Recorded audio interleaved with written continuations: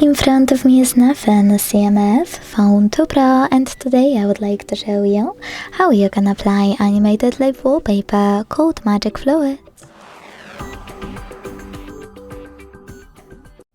First of all, go into Play Store and download free app called Magic Fluids Light Fluid Theme from Mad Scientist. When it's ready, launch it, and to mute the music, click at the bottom left corner. Then select Consent. Tap on this gear at the top left corner and operate all of those options. You can even select presets over here. Click on one of those. Choose Yes, and then adjust its settings over here.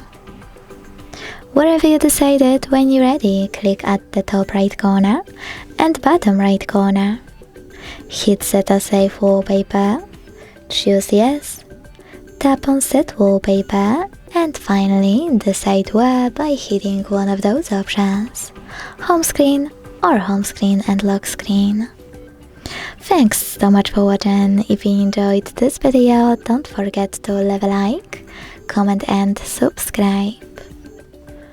Bye!